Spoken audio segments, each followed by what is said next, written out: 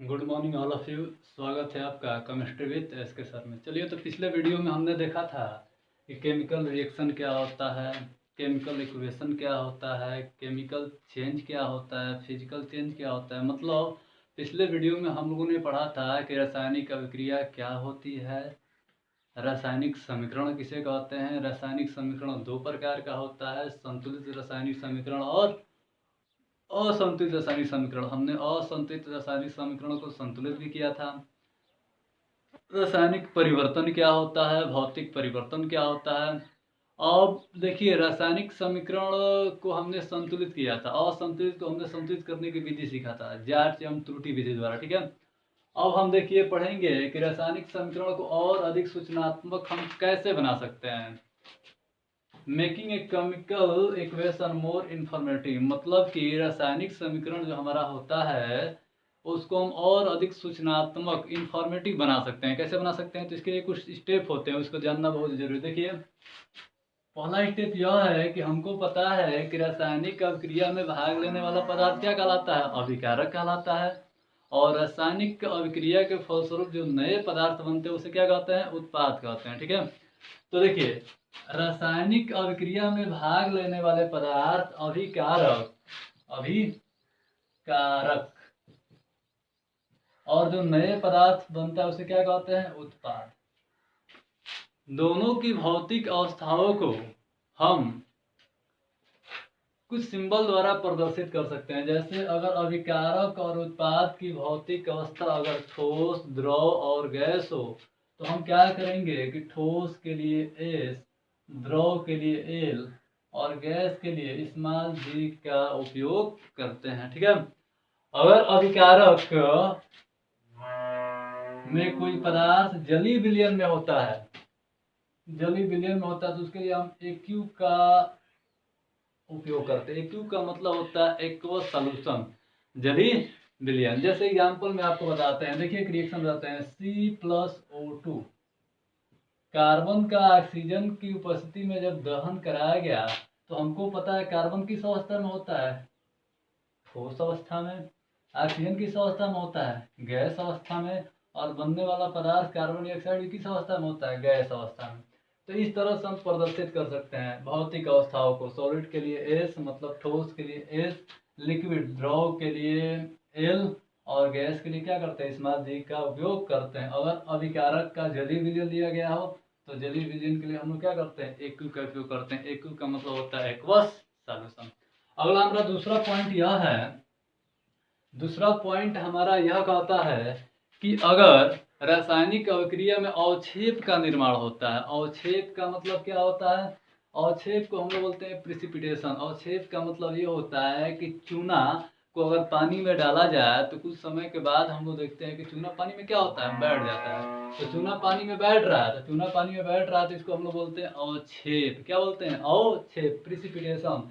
तो अगर रासायनिक अभिक्रिया में उत्पाद के रूप में कोई अवक्षेप बन रहा है तो अवक्षेप के लिए हम लोग क्या कर देंगे, कुछ अवक्षेप के नीचे सिंबल का चिन्ह, एरो का चिन्ह होगा, नीचे की तरफ होगा। यह सिंबल हमको यह दिखा रहा है कि विलयन में कोई पदार्थ नीचे की तरफ क्या हो रहा है, बैठ रहा है। ठीक है, तीसरा हमारा बिंदु यह है कि रासायनिक अभिक्रिया में फैक्टर जो होते हैं, कारक, जैसे कि ताप हो गया, दाब हो गया, उत्प्रेरक हो गया, इन सब को एरो के ऊपर या एरो के नीचे लिखते हैं। ठीक है, जैसे हैबर प्रक्रम द्वारा, हैबर विधि द्वारा अमोनिया का निर्माण जब हम देखेंगे, अमोनिया का निर्माण, तो इसका हम रासायनिक समीकरण देखेंगे तो देखिए N2 + 3H2 इक्वल टू हो जाएगा 2NH3। N2 क्या है, गैस है, तो इसके नीचे हम क्या लगाएंगे, G।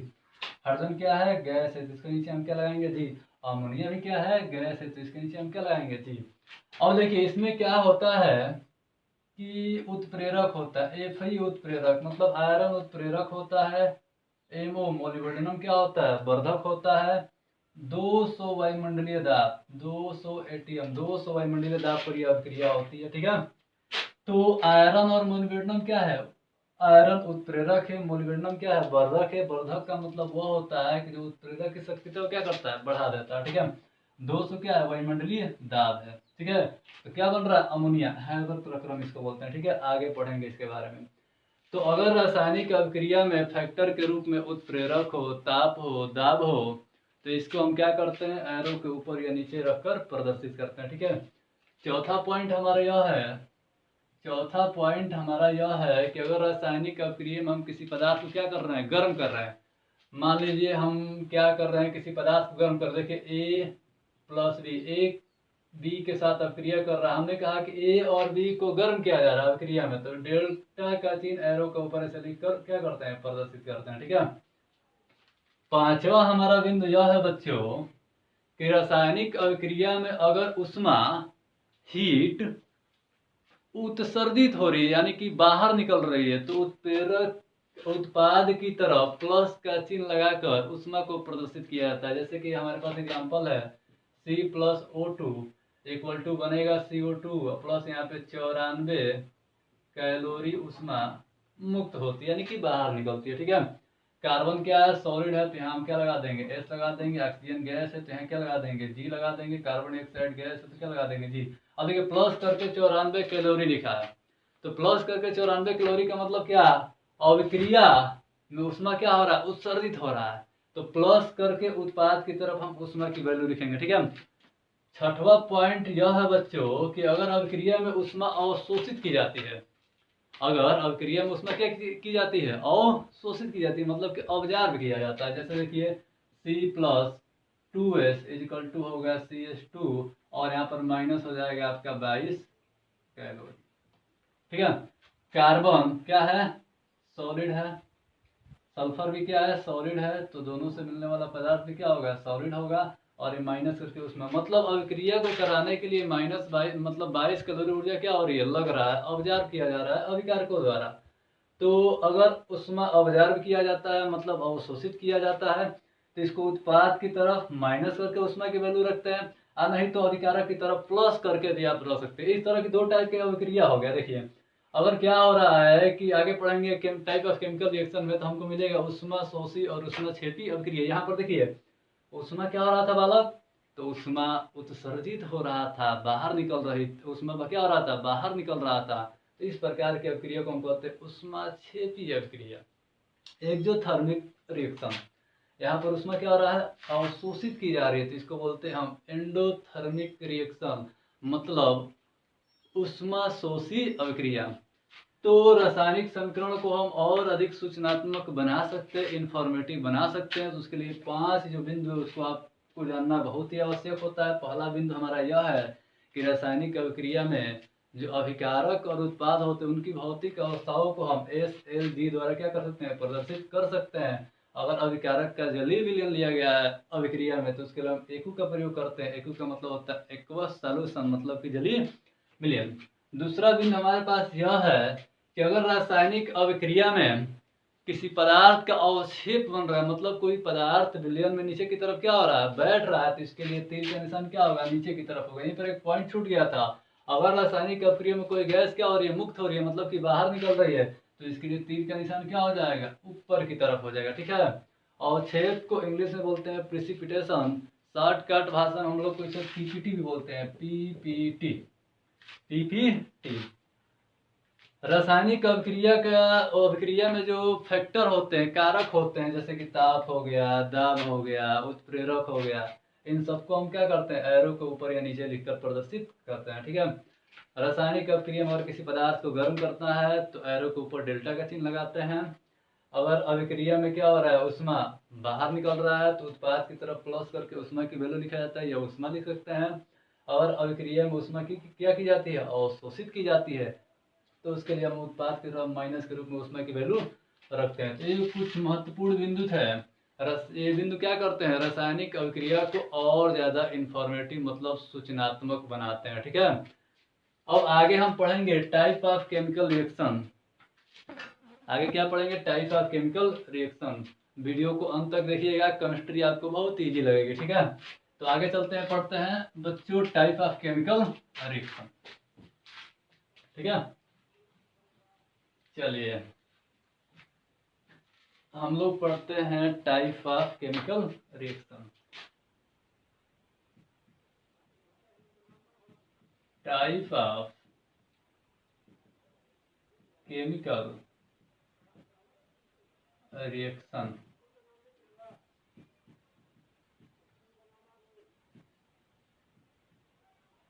रासायनिक अभिक्रियाओं का प्रकार।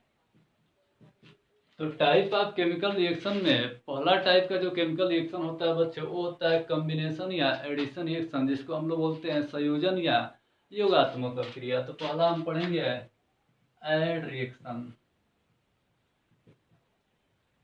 या कॉम्बिनेशन रिएक्शन। बहुत इजी भाषा में आपको मैं समझाऊंगा। एड रिएक्शन या कॉम्बिनेशन रिएक्शन, हिंदी में इसे बोलते हैं योगात्मक या संयोजन अभिक्रिया। देखिए, पहला टाइप का जो केमिकल रिएक्शन हमारे पास है, उस रिएक्शन का नाम है एड रिएक्शन और कॉम्बिनेशन रिएक्शन। हिंदी बोलते हैं योगात्मक या संयोजन अभिक्रिया। देखिए, ऐसी अभिक्रिया जहां पर दो या दो से अधिक अभिकारक परस्पर मिलकर एक ही नए उत्पाद का निर्माण करते हैं, तो ऐसी अभिक्रियाओं को हम लोग बोलते हैं योगात्मक या संयोजन अभिक्रिया। जहाँ पे टू आर मोर रिएक्टेंट आपस में क्या होते हैं, कन्वर्ट होते हैं। यह कहते हैं कि पार्टिसिपेट करके सिंगल प्रोडक्ट का प्रिपरेशन करते हैं, फॉर्मेशन करते हैं। तो इस टाइप के केमिकल रिएक्शन को हम लोग बोलते हैं ऐड या कॉम्बिनेशन रिएक्शन। जैसे एग्जांपल के तौर पर ऐसे आपको बता दूं कि यहाँ पे हम देखिए A + B + C = ABC। देखिए, तीन रिएक्टेंट अभिकारक हमारे पास है, A B C, तीनों आपस में क्या हुए, मिले, मतलब कि अभिक्रिया की है, रासायनिक परिवर्तन की है और एक सिंगल प्रोडक्ट का निर्माण कर रहे हैं, जिसका नाम क्या है, ABC। बहुत सारे एग्जाम्पल मैं आपको दूंगा। जैसे एग्जाम्पल नंबर 1 देखिए, C + O2 = क्या हुआ, CO2 कार्बन डाइऑक्साइड। कार्बन का स्टेट क्या होता है, तो कार्बन का स्टेट मतलब भौतिक अवस्था क्या होता है, सॉलिड होता है। ऑक्सीजन का क्या होता है, गैस। कार्बन डाइऑक्साइड का भी क्या होता है, गैस। देख रहे हैं कि यहाँ पे कार्बन और ऑक्सीजन आपस में क्या करते हैं, अभिक्रिया करते हैं, रासायनिक अभिक्रिया करते हैं और प्रोडक्ट के रूप में क्या बन रहा है, कार्बन डाइऑक्साइड। मतलब क्या, सिंगल प्रोडक्ट का निर्माण हुआ। तो इसे हम कौन सी अभिक्रिया कहेंगे, योगात्मक या संयोजन अभिक्रिया। और एग्जाम्पल लेते हैं। देखिए, दूसरा एग्जाम्पल हमारे पास यह है, एक और ले लेते हैं सिंपल एग्जाम्पल फिर। S + O2 = क्या हो गया, SO2 सल्फर डाइऑक्साइड। देखिए, सल्फर क्या है, solid, S oxygen gas, sulphur dioxide क्या है, गैस है। तीसरा एग्जाम्पल देखिए हमारे पास क्या है, ध्यान से देखिएगा। तीसरा एग्जाम्पल हमारे पास यह है Na2CO3 + H2O + कार्बन डाइऑक्साइड। देखिए, Na2CO3 को हम लोग क्या बोलते हैं, Na को बोलते हैं सोडियम और CO3 को बोलते हैं कार्बोनेट। H2O का मतलब क्या होता है, जल, और CO2 का मतलब सब लोग जानते हैं, कार्बन डाइऑक्साइड। तो धावन सोडा के जलीय विलयन में जब कार्बन डाइऑक्साइड गैस प्रवाहित किया जाता है, तो इधर बनता है NaHCO3। NaHCO3 2 लगा देंगे, समीकरण क्या हो जाएगा, बैलेंस हो जाएगा। इसको हम लोग बोलते हैं सोडियम बाइकार्बोनेट। क्या बोलते हैं बाबू, सोडियम बाइकार्बोनेट, या प्यार से इसको बोला जाता है खाने वाला सोडा, बेकिंग सोडा, और इसको हम लोग बोलते हैं धावन सोडा। ठीक है।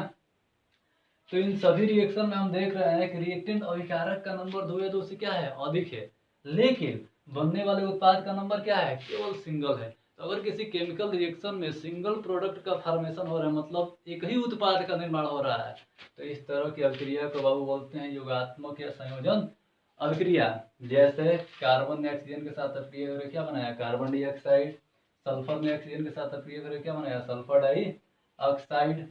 सोडियम कार्बोनेट के जलीय विलयन में जब कार्बन डाइऑक्साइड गैस प्रवाहित किया गया तो क्या बना, सोडियम बाइकार्बोनेट, खाने वाला सोडा। आगे कुछ और एग्जांपल देखते हैं। ठीक है, एक बार और समझिए, योगात्मक या संयोजन अभिक्रिया क्या होता है, वे रासायनिक अभिक्रिया जहां पर दो या दो से अधिक अभिकारक परस्पर मिलकर एक ही उत्पाद का निर्माण करते हैं। तो इस तरह की रासायनिक अभिक्रिया को हम लोग बोलते हैं योगात्मक या संयोजन अभिक्रिया। कहने का मतलब यह है कि रिएक्टेंट का नंबर कुछ भी हो सकता है, लेकिन बनने वाला प्रोडक्ट क्या होना चाहिए, सिंगल होना चाहिए। तो इस टाइप के रिएक्शन को हम लोग बोलते हैं ऐड रिएक्शन या कॉम्बिनेशन रिएक्शन। ठीक है, कुछ महत्वपूर्ण योगात्मक अभिक्रियाओं का एग्जाम्पल हम देखेंगे यहाँ पे। ठीक है, चलिए देख लेते हैं। देखिए CH2 double one CH2 plus H2, यहाँ पर आपका निकिल उत्प्रेरक है। H2 को हम ऐसे लिख सकते हैं H बॉन्ड H। देखिए अभी हम आगे चलकर पढ़ेंगे कार्बन इट इज कंपाउंड मतलब कार्बन की यौगिक में अनसैचुरेटेड हाइड्रोकार्बन के बारे में। देखिए अनसैचुरेटेड हाइड्रोकार्बन का मतलब होता है जहाँ पे कार्बन कार्बन डबल बॉन्ड या कार्बन कार्बन ट्रिपल बॉन्ड होता है, तो ऐसे यौगिकों को हम लोग बोलते हैं असंतृप्त हाइड्रोकार्बन या अनसैचुरेटेड हाइड्रोकार्बन। जहाँ पे कार्बन और कार्बन परमाणुओं के बीच द्वितीय बंध हो या कार्बन और कार्बन परमाणुओं के बीच तृतीय बंध उपस्थित हो, तो ऐसे यौगिकों को हम लोग बोलते हैं असंतृप्त हाइड्रोकार्बन। असंतृप्त हाइड्रोकार्बन में प्रॉपर्टी होती है, गुण होता है योगात्मक अभिक्रिया करने का, क्योंकि इनमें पाया जाता है, देखिए दो बांध दिखाई दे रहा है, तो डबल बॉन्ड का निर्माण होता है एक सिग्मा और एक पाई बंध के मिलने से। बड़े क्लास में, आगे क्लास में हम जाएंगे 11th में, तो आप पढ़ेंगे कि पाई बंध क्या होता है, सिग्मा बंध क्या होता है। अभी बस इतना जानिए कि जो डबल बॉन्ड होता है उसमें एक सिग्मा होता है और एक क्या होता है, पाई होता है। ठीक है, अब देखिए पाई बॉन्ड जो होता है ना, वो बहुत ही कमजोर बॉन्ड बंध है, वीक बॉन्ड है। केमिकल रिएक्शन में क्या होता है, इजीली ब्रेक हो जाता है। तो जब ये पाई बॉन्ड टूटता है तो ये दोनों हाइड्रोजन परमाणु अपने नजदीक कार्बन परमाणु से जाकर क्या होते हैं, जुड़ जाते हैं। ठीक है, जैसे ही जुड़ेंगे तो यहाँ बनेगा CH3 सिंगल बॉन्ड CH3। इस वाले का नाम है एथिलीन। क्या बोलते हैं इसे, एथिलीन, या इसका एक और होता है उपयुक्त नाम जिसको बोलते हैं एथीन। क्या बोलेंगे, एथीन। दो कार्बन के लिए यहाँ लिखेंगे एथ और डबल बॉन्ड के लिए लिखेंगे इन। ये आपको पढ़ाया जाएगा IPSC में। इसको हम लोग बोलते हैं एथेन। क्या बोलते हैं, एथेन। ठीक है, तो ध्यान से देखिए, तो ध्यान से आप देखेंगे तो एथिलीन के साथ क्या हुआ, हाइड्रोजन का योग हुआ तो क्या बना, एथेन बना। इस रिएक्शन को हम लोग कहते हैं ऑर्गेनिक केमिस्ट्री में हाइड्रोजनीकरण अभिक्रिया। और इस रिएक्शन का उपयोग कहाँ किया जाता है, तो तेलों के कठोरीकरण में किया जाता है। इस रिएक्शन का अपना एक महत्वपूर्ण उपयोग है, इसका उपयोग किया जाता है तेलों के कठोरीकरण में। और संतृप्त हाइड्रोकार्बन में गुण होता है संतृप्त हाइड्रोकार्बन में बदलने का। देखिए यहाँ पर क्या था, डबल बॉन्ड था, लेकिन जैसे ही योगात्मक अभिक्रिया हुआ पाई बॉन्ड ब्रेक हुआ और ये क्या हुआ, सिंगल बॉन्ड में कन्वर्ट हो नहीं हो गया। जहाँ पर कार्बन कार्बन सिंगल बॉन्ड यानी कि एकल आबंध पाया जाता है बच्चों, उससे हम लोग बोलते हैं संतृप्त हाइड्रोकार्बन। तो ये भी याद रखिएगा कि असंतृप्त हाइड्रोकार्बन के पास योगात्मक अभिक्रिया करने का क्या होता है, गुण पाया जाता है, क्योंकि असंतृप्त हाइड्रोकार्बन में पाई बंध पाया जाता है। और पाई बंध अभिक्रिया की दृष्टि से बहुत ही कमजोर बॉन्ड है, जो रासायनिक अभिक्रिया में से क्या होता है, टूट जाता है। और एग्जाम्पल देखते हैं, चलिए CH ट्रिपल बॉन्ड CH, इसको हम लोग बोलते हैं बच्चों एसिटिलीन।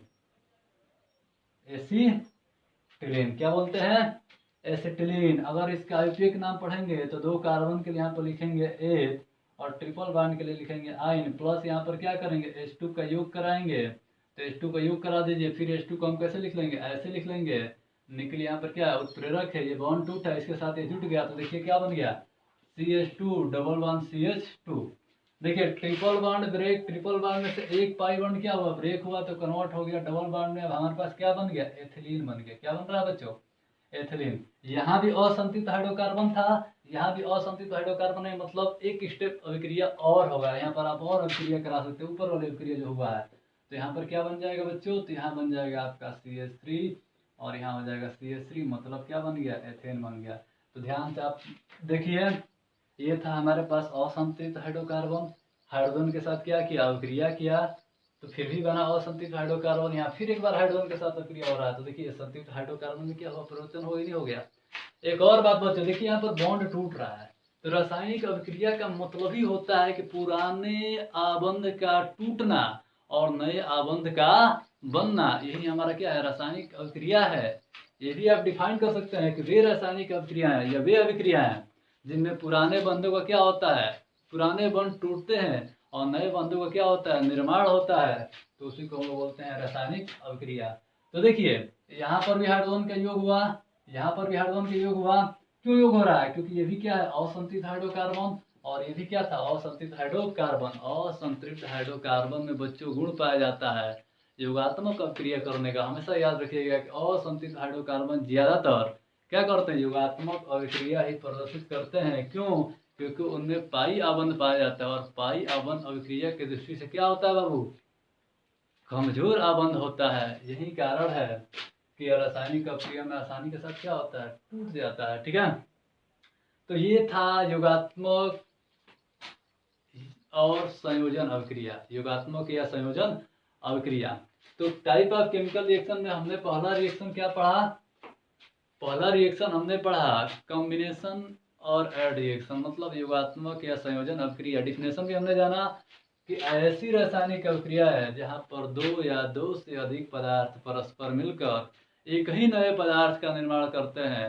तो ऐसी रासायनिक अभिक्रियाओं को बच्चों क्या बोलते हैं, योगात्मक या संयोजन अभिक्रिया। कुछ एग्जाम्पल हमने बताया, सारे एग्जाम्पल को आप लोग नोट कर लीजिएगा। वीडियो कैसा लगा आप लोग बताइएगा, कमेंट बॉक्स में कमेंट कीजिएगा, चैनल को लाइक और सब्सक्राइब कीजिएगा, और वीडियो को अंत तक आप देखिएगा। केमिस्ट्री आपको बहुत ही इजी लगेगी। ठीक है, अब अगले वीडियो में हम बताएंगे और कुछ टाइप होते हैं केमिकल रिएक्शन के, जैसे आपका आ जाएगा अपघटन अभिक्रिया है, उभय अपघटन अभिक्रिया है, विस्थापन अभिक्रिया, द्विविस्थापन अभिक्रिया, सबसे महत्वपूर्ण रिएक्शन रेडॉक्स अभिक्रिया, ऑक्सीकरण अपचयन अभिक्रिया भी इसे कहते हैं। तो अगले वीडियो में हम लोग पढ़ेंगे विस्थापन या प्रतिस्थापन अभिक्रिया, डिस्प्लेसमेंट रिएक्शन। ठीक है, तब तक के लिए धन्यवाद।